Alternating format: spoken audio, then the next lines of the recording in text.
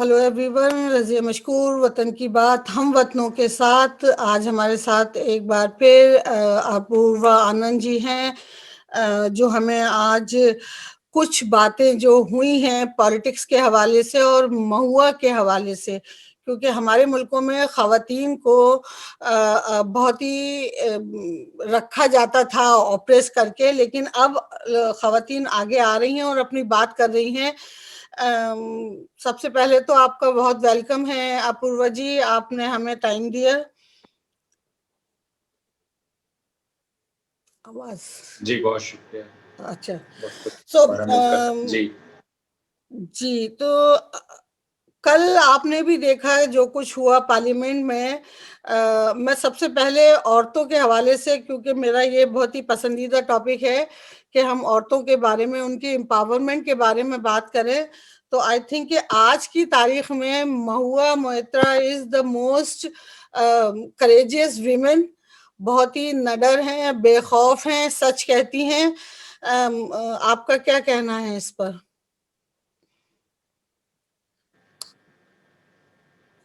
हाँ, देखिए, बेखौफ होना सबसे पहली शर्त है किसी भी वक्त, यह बात लेकिन बेखौफ होने के साथ समझदारी भी बहुत ज़रूरी है, क्योंकि अगर आप में समझदारी ना हो आप तो आप मूर्खता भी बेखौफ ढंग से कर सकते हैं।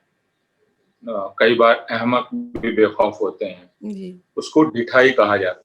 और ढिठाई एक तरह से हमारा स्वभाव बन गया है, सामाजिक स्वभाव। आप महुआ मोइत्रा की जो पार्लियामेंट में स्पीच थी उसका हवाला दिया जी। और बेखौफ होने की बात कही। बेखौफ होना हम सब लोगों के लिए बहुत जरूरी है, सच कहने के लिए, लेकिन बेखौफ होने के साथ समझदार होना भी बहुत जरूरी है। जी। तो बेखौफ होना अपने आप ही नहीं होता है, उसके लिए तैयारी करनी पड़ती है, समझदारी चाहिए, उसके लिए मेहनत चाहिए। तो संसद में कई तरह के भाषण होते हैं, उनमें कुछ भाषण हैं जिनमें धुआं होता है, जिनमें आग होती है, शेरो शायरी होती है, लेकिन उनमें आपको कुछ सोचने को नहीं मिलता। तो बहुत कम सांसद ऐसे होते हैं, पार्लियामेंटेरियंस ऐसे होते हैं जो बहुत मेहनत करते हैं, तैयारी करके आते हैं और अपनी बात कहते हैं, और वे भाषण याद रखे जाने लायक होते हैं आगे। संसद के जो भाषण हैं वे बहुत महत्वपूर्ण हैं, क्योंकि वे राजनीतिक भाषण सिर्फ नहीं है, जनसभाओं में दिए जाने वाले भाषण नहीं हैं।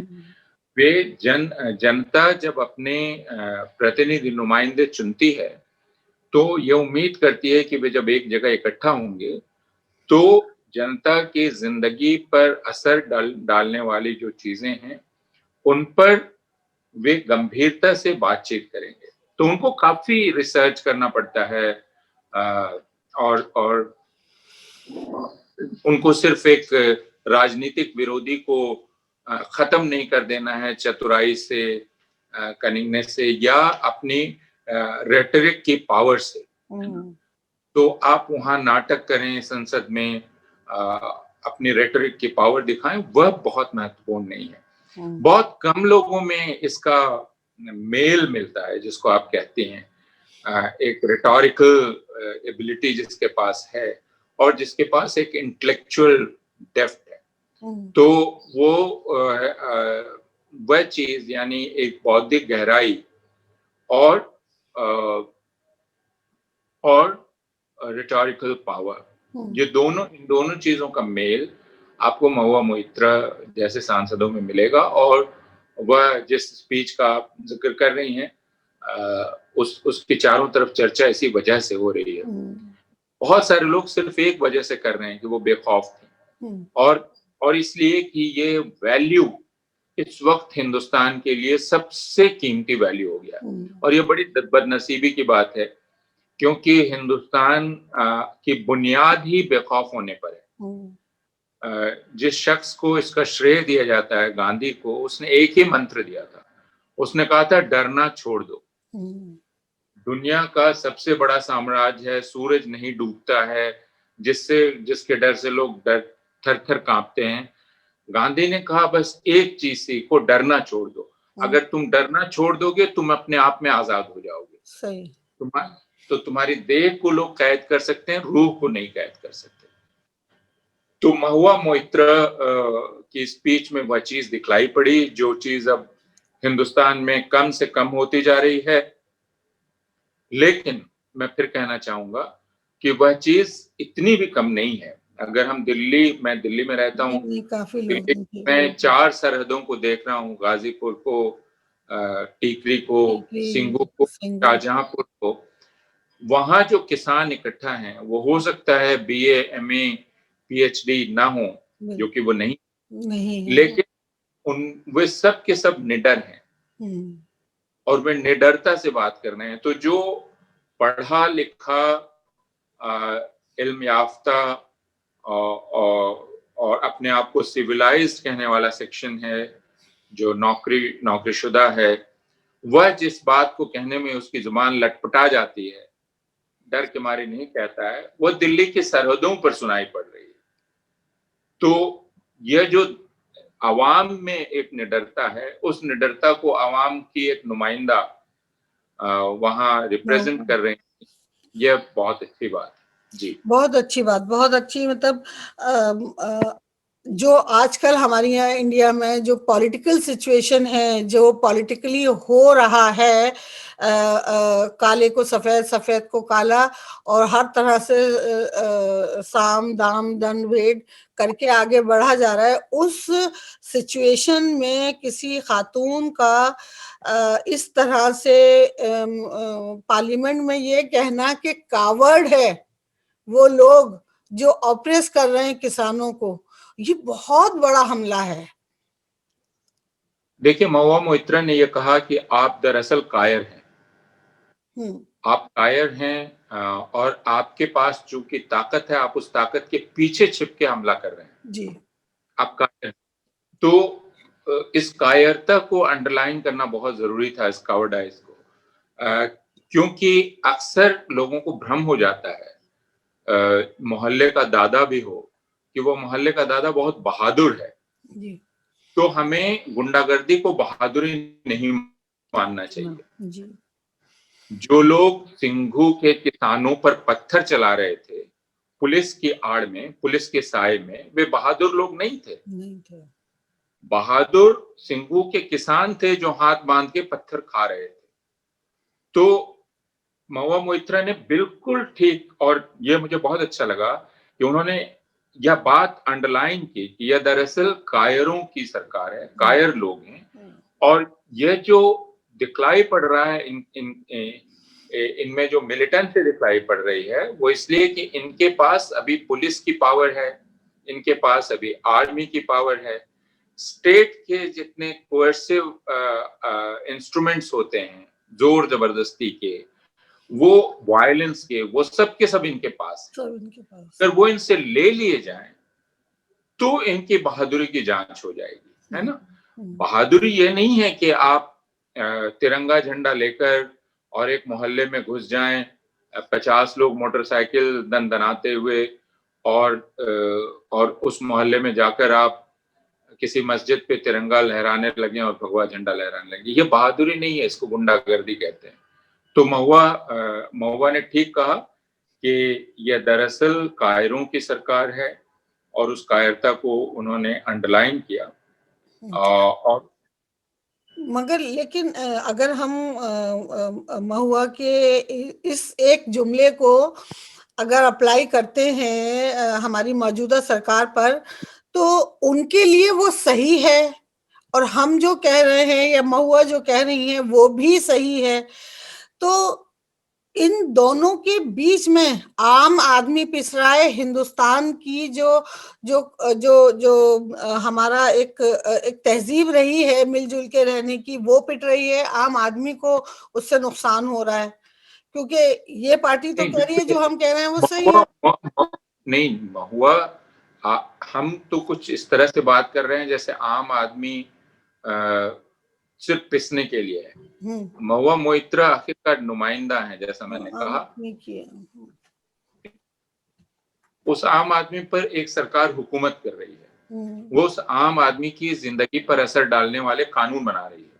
महुआ मोइत्रा उसको चैलेंज कर रही हैं। वो ये कह रही हैं कि तुम आम आदमी को पामाल कर रहे हो, तुम उसकी बेइज्जती कर रहे हो। उन्होंने कई चीजों का जिक्र किया। उन्होंने सिटीजनशिप अमेंडमेंट एक्ट का जिक्र किया। उन्होंने कहा कि आप ले आए और आप रूल्स जो अपनी ही जनता को ये बता रहे थे कि आपको बहुत फिक्र है पाकिस्तान, बांग्लादेश, अफगानिस्तान में रहने वाले परसिक्यूटेड हिंदूज की, और बहुत हड़बड़ी थी आपको।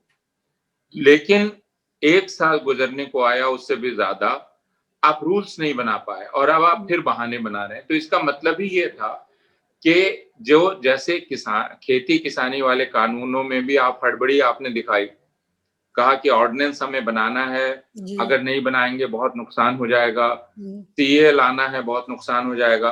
तो मैं ये कह रहा हूं कि ये पिसने का मामला नहीं है। आम आदमी को ये समझना चाहिए कि महुआ मोइत्रा दरअसल उसकी बात कर रही है और वहां खड़े होकर अपनी लड़ाई लड़नी चाहिए। यह कहना मुनासिब नहीं होगा कि आम आदमी बेचारा पिस रहा है इन दोनों के बीच। नहीं, आम आदमी की ही लड़ाई महुआ लड़ रही है और उसको लड़नी पड़ेगी लड़ाई। सही सही सही सही। तो जैसे अभी इन्होंने महुआ ने एक और चीज कही थी कि बल्कि एक शेर से खत्म की थी अपनी, गिरते हैं शहसवार ही मैदान जंग में, वो तिफल क्या गिरे हैं जो घुटनों के बल चले। साथ साथ उससे पहले उन्होंने ये भी कह दिया कि ये सिस्टम फेल है, ये सिस्टम अपनी आवाम को या ये हुकूमत अपनी आवाम को साथ लेके चलने के में फेल हो गई है। क्या कहते हैं आप इस बात पर? बिल्कुल, किसी भी हुकूमत की कामयाबी की जांच आप कैसे करती हैं? जैसे अभी पिछले साल, जो कि एक बहुत ही मुश्किल साल था 2020 का, कोरोना वायरस पैंडेमिक, और सरकारें सचमुच नहीं समझ पा रही थी क्योंकि साइंटिस्ट भी पूरी तरह नहीं समझ रहे थे। तो इसलिए सरकारों से उम्मीद करना कि वो आखिर वो अपने आप को नहीं समझेंगी ना, साइंटिस्ट उनकी मदद करेंगे। लेकिन आप देखिए दुनिया में कौन सी सरकारें थी जो जिन्होंने ज्यादा कामयाबी से इसका मुकाबला किया। हम जानते हैं कि न्यूजीलैंड की सरकार, हम जर्मनी की सरकार की बात करते हैं। आप जिस मुल्क में रहती हैं उसमें जो सरकार थी उसने जो तबाही मचाई वो आपने देखा, हमने देखा। हमारे मुल्क में 4 घंटे की नोटिस पर दुनिया का सबसे सीवियर लॉकडाउन कर दिया गया, जिसने करोड़ों लोगों को बेइंतहा मुश्किल में डाला। तो कामयाब सरकार वह होती है जो कम से कम तकलीफ दे लोगों को। कई बार तकलीफ होती है, पैंडेमिक में तकलीफ होगी, ये सबको पता है। जर्मनी में भी हुई, न्यूजीलैंड में भी हुई, बाकी जगह भी हुई।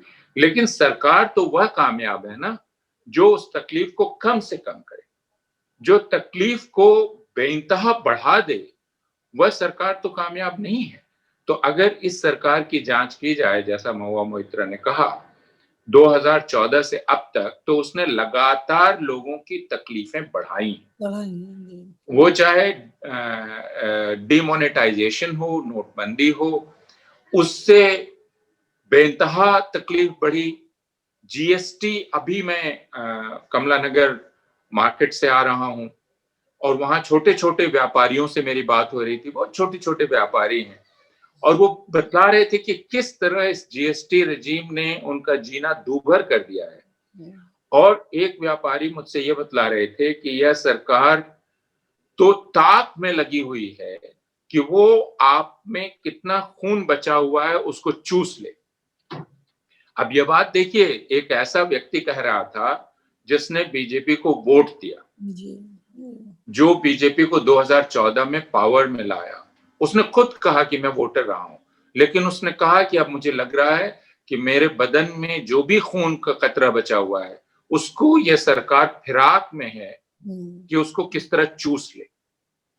तो अगर आपके वोटर की ये ख्याल है आपके बारे में, तो सरकार तो नाकामयाब है ही, सरकार पूरी तरह से फेल कर चुकी है। और दूसरे के इस बात को नोट नहीं किया जा रहा है वो ये कि ये सरकार इनकॉम्पिटेंट है।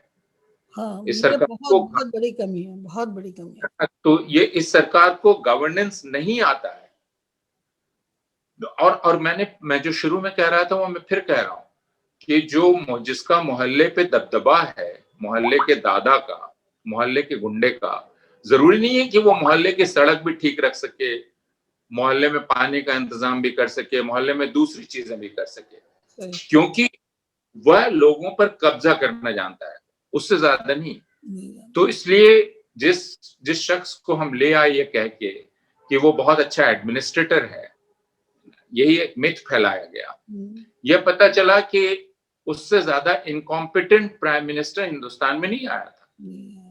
करेक्ट। तो महुआ मोइत्रा ने ठीक ही हाईलाइट किया है कि एक, और इनकॉम्पिटेंस कई लेवल्स पर है। देखिए, अच्छी हुकूमत वो है, क्यों बाइडेन के आने से रिलेटिवली अमेरिका के लोगों ने राहत की सांस ली। बाइडेन वाइट हैं, बाइडेन मेल हैं, मर्द हैं, गोरी कौम के हैं, गोरे हैं, लेकिन बाइडेन के आने से जो ब्लैक्स हैं उनको ऐसा लग रहा है कि वो एकोमोडेटेड हैं सिस्टम में, साउथ एशियंस को लग रहा है कि वो एकोमोडेटेड हैं, जो अरब देशों से आए हैं, जो मुसलमान हैं, उनको लग रहा है वो एकोमोडेटेड हैं। तो सबको ये महसूस हो रहा है कि वो अमेरिका की नेशनल लाइफ के हिस्सा हैं, क्योंकि सरकार ऐसे इंडिकेशंस दे रही है, वो गवर्नमेंट फॉर्मेशन का हो, इंपॉर्टेंट फंक्शनरीज के चुनाव का हो। देखिए, आते ही बाइडेन ने जो रोक लगी हुई थी मुस्लिम बहुल मुल्कों से लोगों के आने पर, रोक हटाई। तो ये सब सिंबॉलिक मेजर्स हैं। तो अगर हम ये देखें कि जो, अगर हम अपने आसपास के यानी हिंदुस्तान से बाहर की जो बहुत वेल एजुकेटेड कम्युनिटी है, एनआरआईज, उनमें से भी एक बहुत बड़ा तबका ये मानता है कि ये गवर्नमेंट हिंदुस्तान को प्रोग्रेसिव बना रही है। तो उनको ये फेलियर क्यों नजर नहीं आ रहा है? क्या रीजन हो सकता है?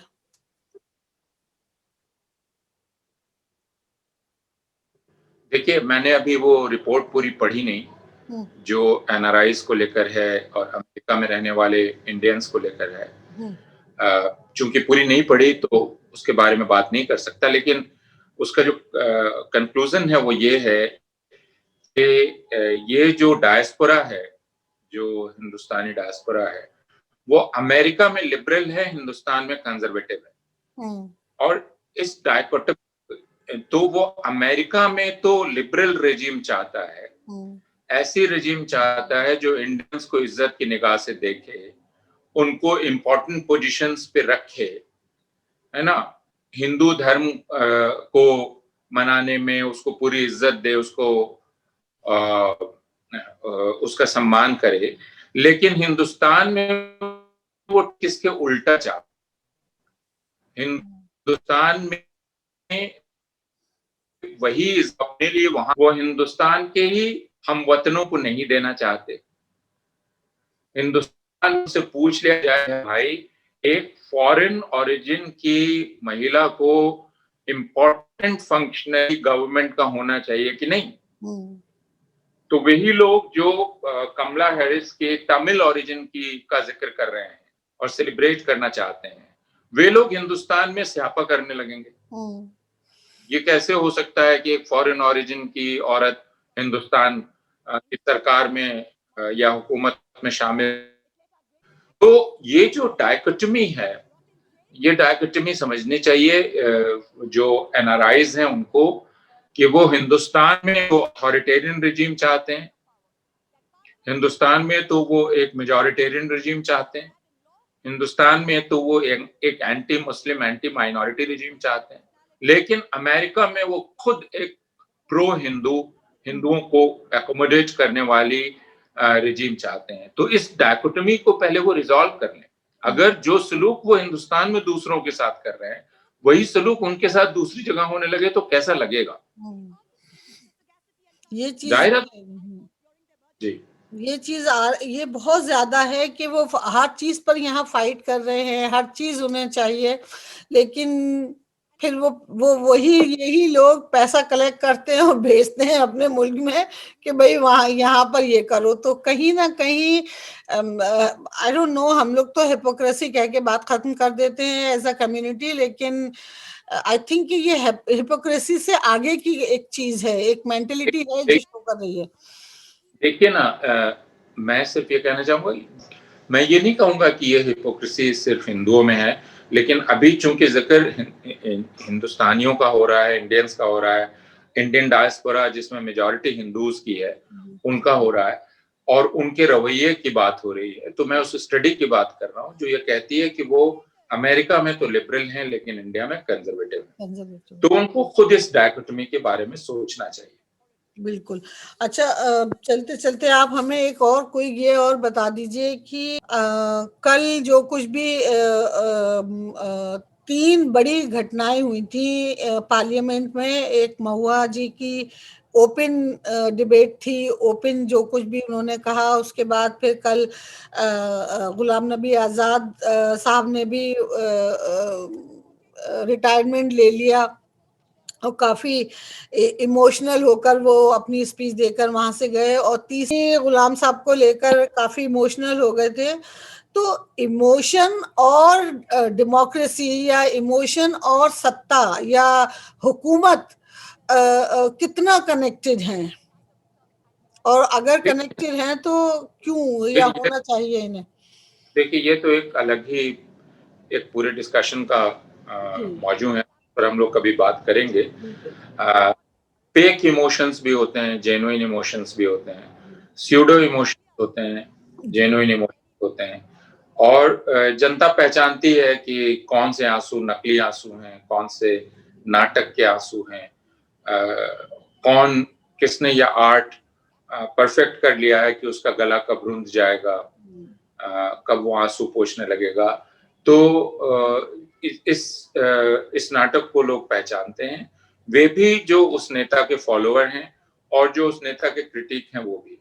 तो मैं नहीं समझता कि अभी इतने कम वक्त में हम इस पर बात करें। इमोशन डेमोक्रेसी, इस मसले पर हम कभी बात करेंगे कि क्यों डेमोक्रेसी के लिए रैशनैलिटी से ज्यादा और इमोशंस की अपनी रैशनैलिटी होती है, और क्यों डेमोक्रेसी इमोशन पर ही चलती है, इस पर हमें बात करनी जरूर बात करेंगे।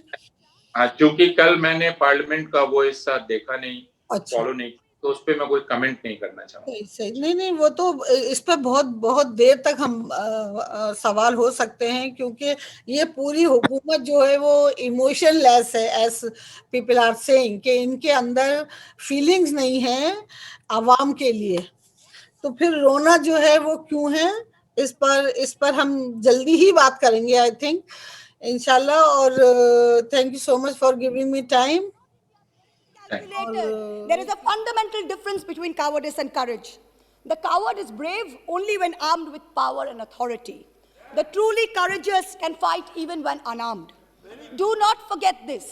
Do not forget this when you tell the authorities in Ghaziabad to clear the protest site overnight with the help of the police and the bureaucracy. You are not being courageous. You're a coward wielding power. The truly brave came in droves from villages wielding nothing but the belief that their cause is just. They were propelled. One speaker. They were propelled by the spontaneous tears of their leader, not by the force of their water cannons. Do not forget this when you block the roads and cut the internet off in 17 of Haryana's districts. You are not being brave. You are a coward wielding power. The state of Haryana gives 10% of India's air force and contributes to 11% of the total strength of the Indian Navy. Its people can neither be termed anti-national, nor terrorists, nor gaddars. Do not forget this. When a peaceful 60-day movement is insidiously hijacked and then you slap FIRs on Punjab's farmers. You are not being courageous. You're a coward wielding power. Bhagal Singh and Jassa Singh Ahluwalia, leading their missiles, captured Delhi way back in 1783 from the Mughals. Their descendants do not lead a lesson in courage from those who captured Delhi only in 2014. Tagore, in his poem, Bondi Bir, the Captive Warrior, an ode to Sardar Banda Singh Bahadur, wrote, এসে শেষে একদিন জীবন মৃত্যু পায় ভৃত্য চিত্ত ভাবনাহীন এসে শেষে একদিন that momentous day has arrived. In the 125th year of Subhash Chandra Bose's birth, the central government has made every attempt to hijack Netaji's legacy and weave it into their own fake, narrow narrative of courage. But this nation needs to know that Netaji had two clarion calls, both embodiments of his courage and his spirit. One was the salutation, Jai Hind. Today, this government has replaced this national greeting with a narrow religious chant that it uses as a war cry to heckle, to bully, and to always remind the minority about who's in charge. Netaji's second call was Delhi Chalo, Chalo Delhi. This government falls over itself to pay lip service to Netaji, but in truth, you block the borders in Singhu, in Ghazipur, in Tikri with walls and spikes for all those who actually want to come to Delhi to tell you that much like Subhash Chandra Bose, they too will not accept any halfway house. Netaji told us never to lose faith in the destiny of India, and it is not India's destiny to be ruled by cowards. The time has come for us all to show courage. Please conclude. गिरते हैं शहसवार मैदान जंग में, वो तिफल क्या गिरे जो घुटनों के बल चले? Repeal or nothing. Thank you.